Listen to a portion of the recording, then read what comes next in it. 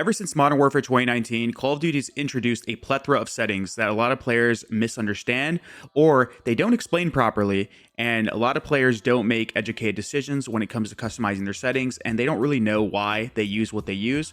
They just watch a bunch of other YouTubers and just copy and paste their settings and hope it works out for them.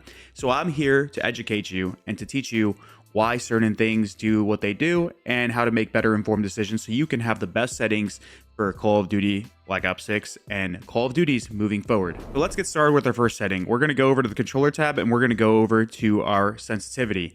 Button layout, I would explain, but button layout is just whatever the hell you want to press will do whatever the hell you want it to do in game. So when it comes to sensitivity, the best way to find your sensitivity, in my opinion, especially with this game, is start low. I don't really think you should play on anything lower than like 1.5 because then you start to run into problems where enemies are sliding across your screen or you have to react to certain gunfights that you're not perfectly centered for, and you end up not being able to snap onto the target or track the target when they are moving. I personally have been playing on a sensitivity of 1.65 for the last couple of weeks, but I've also played on sensitivities ranging from 2 to even 4 on this game and other games. Personally, if I were to give you guys a recommendation for most players, I would say stick around that 1.65 range. But you can go all the way up until 2 and basically feel no issues when it comes to aiming. All that's going to mean is you're going to be able to track a lot of targets quicker. You're going to be able to snap the things off screen, but it is going to be harder to shoot at enemies in the firing range. The best thing that you can do for aim training is shooting bots or just playing public matches. Another thing that people don't understand is playing on low sense is going to require you to have better actual awareness when it comes to the game, because the way Call of Duty works, especially in these respawn game modes, is you have to anticipate where enemy players are going to be. You have to understand timings of enemy players, and you have to put your crosshair perfectly in the right positions so that way you can snap. So my demonstration, for example, is let's say you're one of these players that isn't always aiming around the chest level, or you're not aiming towards the head, or you're not perfectly aware of like where enemies could be, and you're kind of aiming at the ground when running around, or you're aiming at the sky, or you're aiming off screen when players could be, hitting corners on you. That's going to make it so playing on slow sense, you're going to have to make wider turns, or you're going to have to micro adjust your crosshair a lot like further away. The reason why awareness is so important, and it's a thing that people call centering in Call of Duty, is because you have to be good at anticipating enemies. So for example, one tip I'll give you when it comes to anticipating enemies is whenever I start to round corners or get close to a corner, let's say this is a corner, instead of aiming at the chest level, I start to aim low, because if a player ends up hitting this corner, most players in Call of Duty, what they do is they slide corners. I'm going to have an easier time snapping to the target and try and track him whenever he is sliding. The next setting I'm going to go over is dead zones. So a lot of players will tell you that when it comes to your right stick dead zone, to play on the lowest dead zone you can get without stick drift. Well, I'm here to tell you that they are wrong. What the right stick minimum dead zone does is it creates a stopping point for your aim. It also creates a buffer between your stick movement and what is inputted in game. So artificially, what that's going to do is it's going to lower your sensitivity, right? If you have this on, let's say 20, and you try to micro adjust, for example, in game, you're going to be trying to move your stick and it's not going to move. So whenever you end up getting past that dead zone, that inner dead zone inside your stick, is when it's going to register inputs. So you're going to have a hard time micro adjusting if you put this too high. So let's say if you have stick drift and the only way that you're getting no stick drift is by putting this on 20, you're going to have to get a new controller. Or what you're going to have to do is you're going to have to lower your dead zone to something like 3 or 5, and you're going to have to play through that stick drift. But another thing that people don't understand when it comes to stick drift is unless your controller is completely broken, that stick drift is not going to be effective when you are actually aiming, because your thumb is on the thumbstick. You're preventing it from moving. Stick drift is what happens whenever you move your stick, let it recenter, and then it starts to drag by itself. It doesn't happen when you're actually actively moving around your stick unless your controller is completely busted. So what I would recommend is I would never, ever, ever, ever play on a dead zone higher than 5, because then it's going to start to impact your micro adjustments.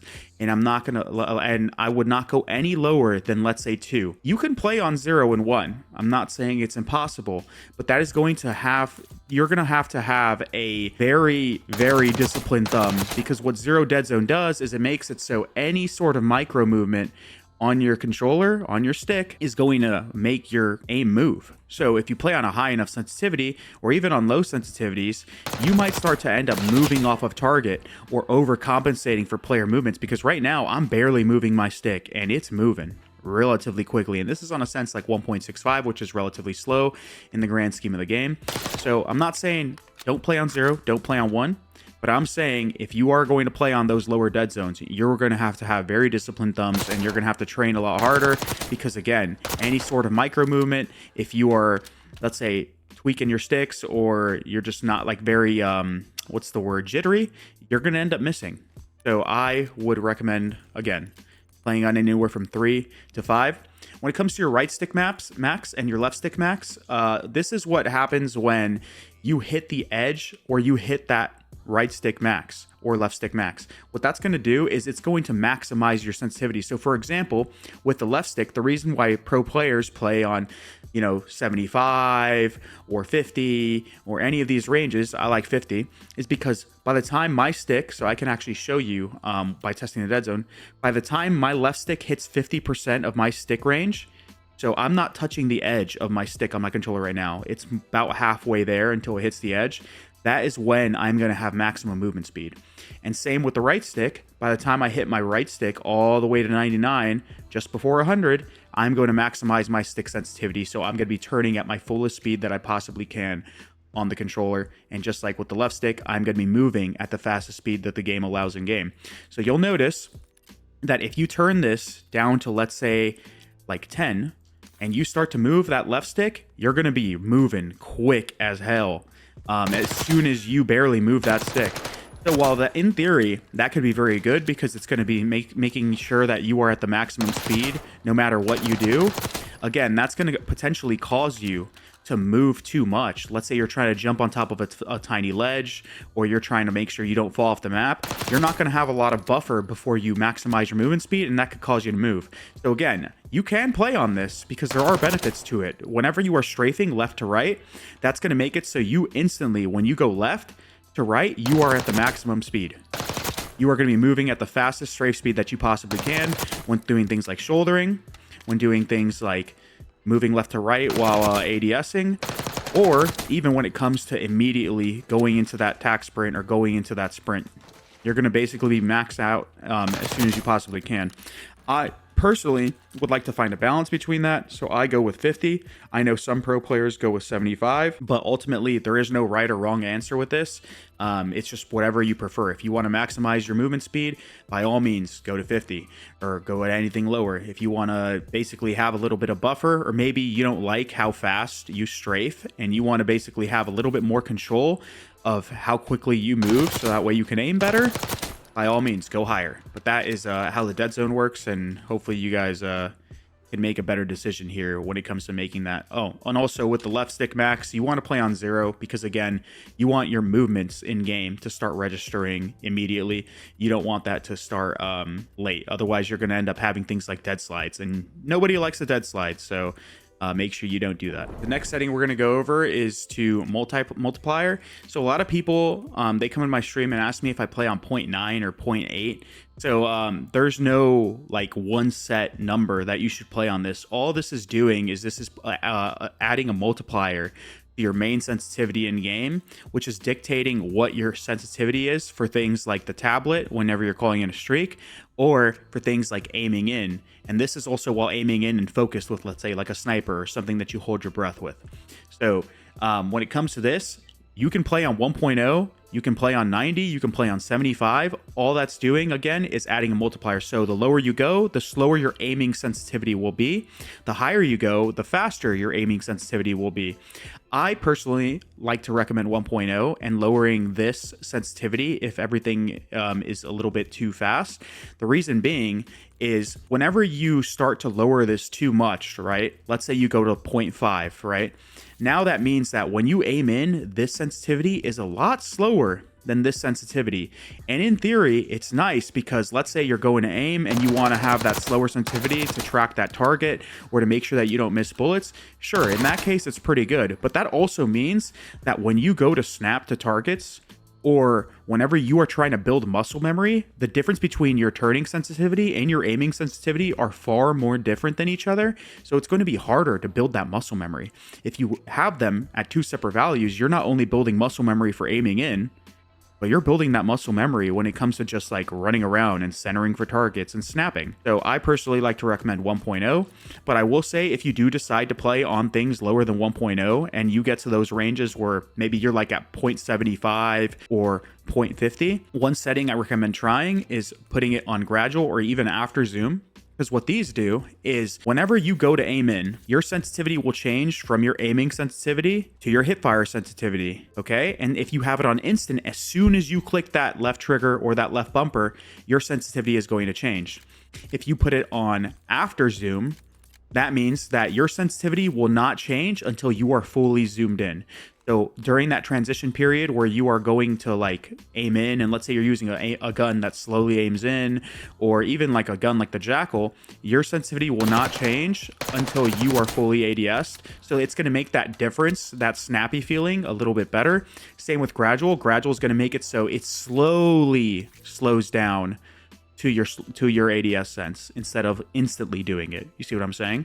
So again, I would recommend playing on instant, but if for some reason you really, really like playing on lower ADS multipliers, go ahead. I would never recommend going higher. You could do some crazy experimental stuff where let's say you want to have like a slow turning sense because let's say you feel like you snap better, right? You hit fire better. You're just going to be better off using a slower sensitivity. Then you can turn this up slightly so that way that slow turning sense doesn't hinder you from tracking targets. But personally, again, I'm going to go ahead and put it on 1.0 and I'm going to stick my sensitivity back on 1.65 because that's what I play on currently. The next setting I'm going to go over is your aim response curve type. So a lot of players will tell you to just put this on dynamic. Some players will even tell you to put this on linear, but people don't understand what these actually do. So what linear curve does, at least what it's supposed to do, we don't have an actual graph, so we can't technically see what a linear curve is.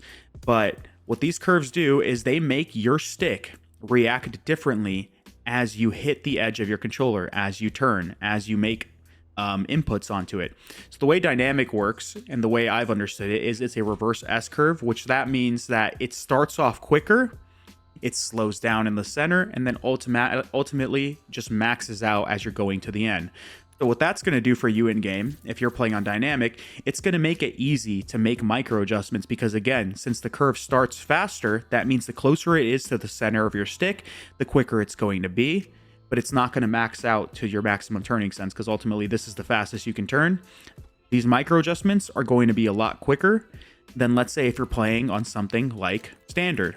Right? Because what standard does is standard starts off slow and then slowly just ramps up until it hits the edge. So that's what we used to use in older CODs because they didn't have any sort of aim curves. But what that's going to do again is it's going to make it harder for you to make micro adjustments. You can even test this for yourself. If you put it on standard and try to move your stick a little bit, you're going to notice it feels very stiff, right? Because it starts off slower.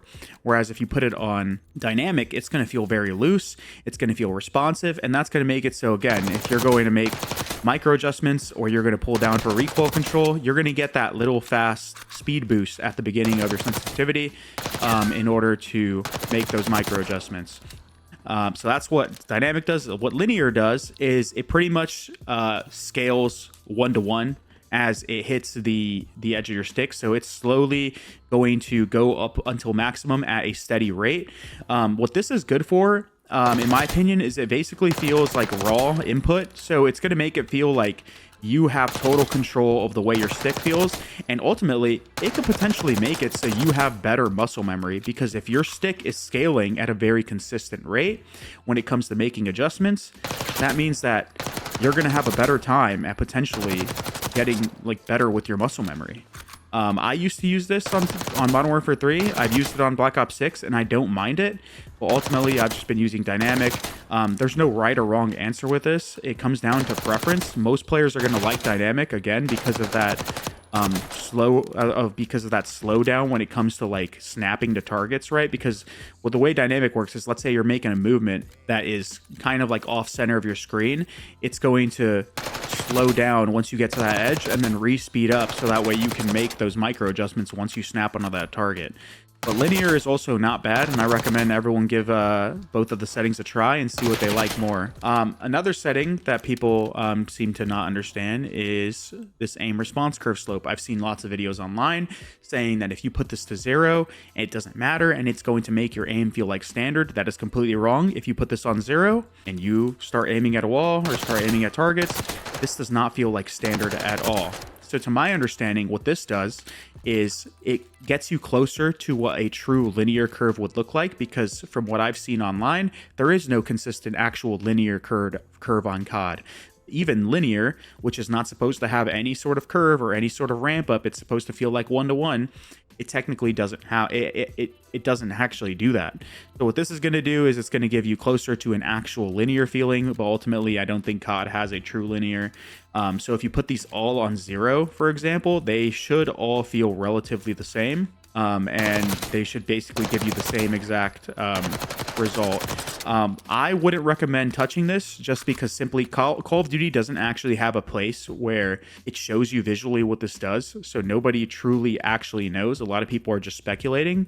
But I can tell you how it feels whenever you turn this down on a sensitivity like dynamic, for example, because I've actually messed around with this and I've played on things like 0.75. And to my experience, what this feels like, it feels like it's way less sticky, I guess, when it comes to this like aiming in feeling and micro adjusting, because I think what it's doing is it's changing the curve to, again, be more dynamic. And you'll notice that when you play on, let's say, linear 1.0 and you start to aim at these targets, it's almost going to feel like there's not as much aim assist, even though that's not the case. It's just because the way your stick is inputting, it's speeding up a lot quicker and consistently. Whereas with dynamic, it's kind of going up and down. So you're going to notice that as you go down on 0.75 with something like dynamic, or even lower to like 0.50 or even lower, it's going to start to feel a lot more like that linear curve, while still maintaining some of what dynamic does, at least at certain points in the curve. So if you like that feeling of linear, but you still like dynamic as well, maybe, hey, tweak this and see if you like it, and play with it for a while. But I wouldn't. I would stick to 1.0 and just feel these out. I did put out a video on TikTok regarding the DualSense Edge settings. I'm not going over that in this, but I have played on linear 0 with the DualSense Edge settings that I put on TikTok, and I've also played with dynamic 1, and both of them felt really good with precise on the DualSense Edge. So again, that's something that you can look at trying if you use a DualSense Edge. But again, yeah, dynamic 1.0, it's going to be the best for most people, but that's how it works. Another common misconception that people have, it's to a setting in the motion sensor advanced settings. It's actually called FOV sensitivity scaling. So I've actually just recently gone over this on my stream, but this actually has zero effect on your game because this is off. Nobody is playing with this. If you play with this on, then these settings will work. You can even read it in the settings, right? This is called motion sensor behavior. If you go to motion sensor advanced settings, it says group of advanced settings to customize the motion sensor behaviors. So if motion sensor behavior is off, the settings that you use to customize it, they don't work. They don't do anything. The reason why players think that this actually does something is because in Modern Warfare 2019, FOV sensitivity scaling was not in the motion sensor tab. I don't even know if they had motion sensor or if they added it late or whatever, but this actually did affect your game in Modern Warfare 2019.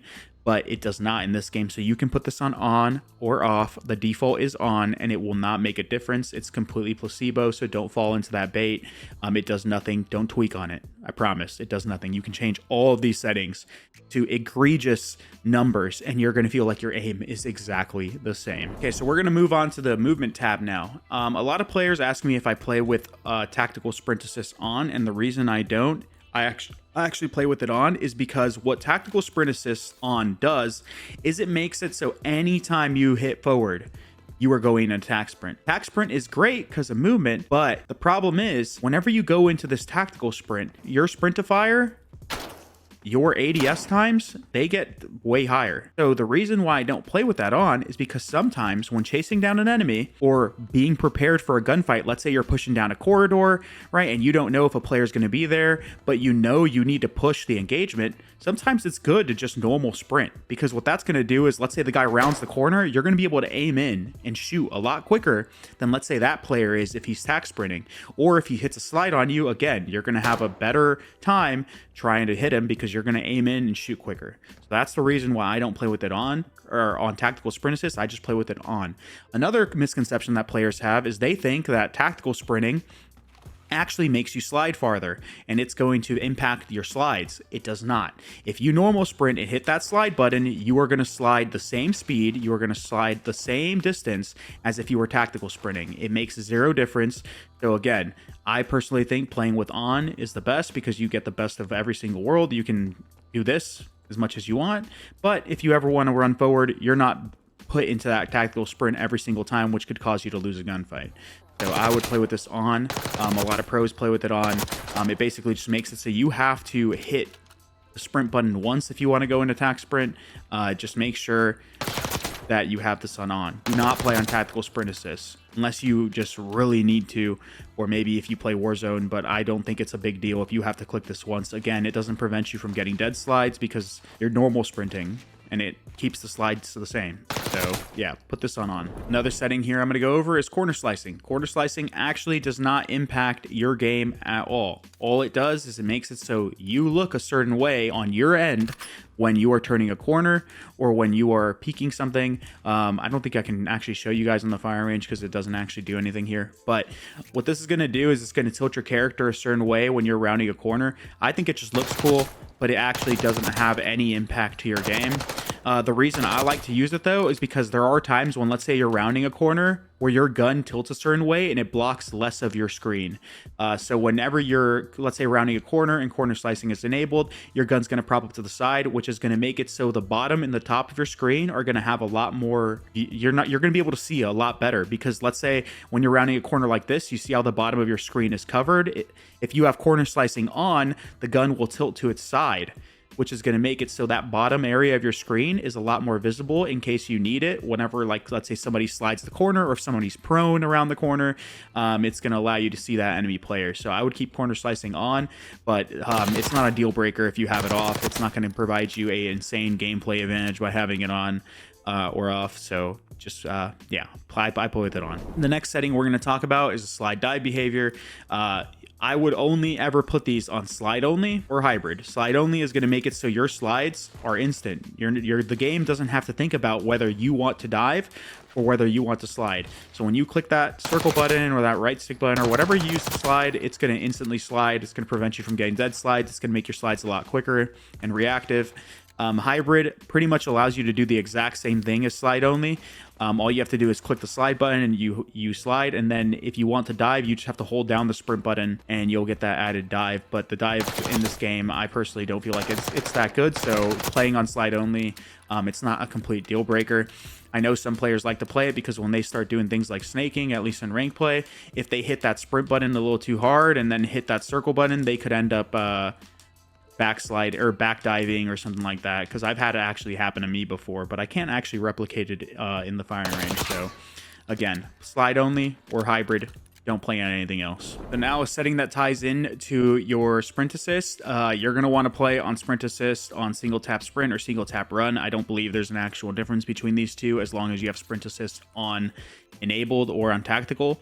But all that's going to make it is so that when you click that sprint button once, you're going to go in attack sprint. That's all that's going to do. If you have it on double tap, you will need to double tap your sprint button in order to attack sprint, and nobody wants that. So make sure you have it on sprint assist, or not sprint assist. You want to have it on single tap sprint or single tap run. in order to have the best reaction when sprinting. So the final setting I'm going to go over, it's your FOV. The FOV is a very complicated subject that a lot of players like to have different opinions on. Some people think that you lose aim assist when you go too high. Some people think you have better aim assist when you go lower. I'm going to break this stigma here, and I'm going to actually teach you guys how this works, because I play on 120, and if you've watched my streams, you would know I have no problem hitting players.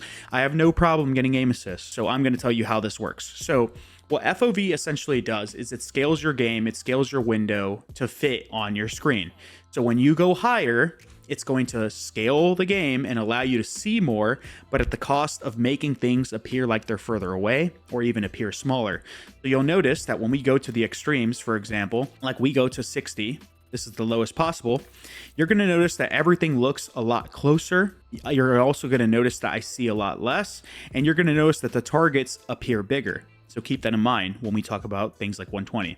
So with the enemies appearing bigger, you would think that you get better aim assist, that, you know, it's just way easier to kill these enemies. But again, if you're too low, you're going to notice things like visual recoil get it's really, really bad. You're going to notice when I shoot this enemy here, that even though the recoil plots are identical on the wall, that this is a lot harder to shoot because your gun appears to be recoiling more, when in reality it's not. I'm going to show you the recoil patterns of 60 FOV so you can understand that, again, the recoil patterns are identical. And then I'm going to show you the recoil patterns of 120 so you can understand. Recoil plots identical, it's just visually they look different. You're going to notice that whenever I'm shooting the target at the wall, that my gun looks like it's recoiling a lot less, but in reality it's not. You can see it on the wall.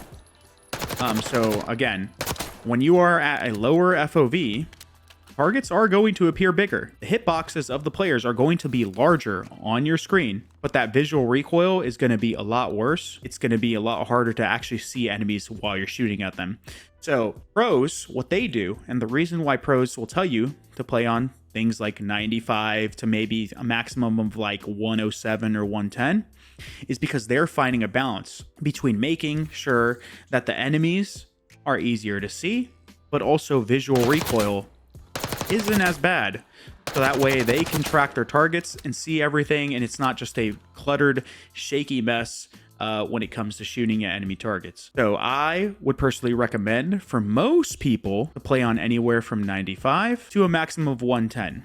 The reason I do not recommend going higher for most players is not because you lose aim assist. It's because most players at home, some of you included, might play on a 1080p monitor. You play on a 1080p monitor, you're going to notice that the game looks a lot blurrier. It's going to be harder to see. So when you couple that with heightening your FOV and making things appear further away and smaller, well, these enemies are going to be a lot harder to see for you because of the FOV and because of your screen resolution at home. So it's not because you lose aim assist. Aim assist is very much there when playing on 120.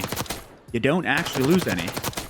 The reason why it gets harder to shoot at enemy players and harder to see enemy players when you go too high, because again, you can't see them as well. But secondly, player models do actually appear smaller, so their hitboxes on your screen, they're technically smaller. So although it is harder to, let's say, get on target, you're not losing you're not losing any sort of aim assist. When you actually do get on target on 120, you're going to notice that it's still easy to shoot the enemy players, and you're going to get a lot less visual recoil.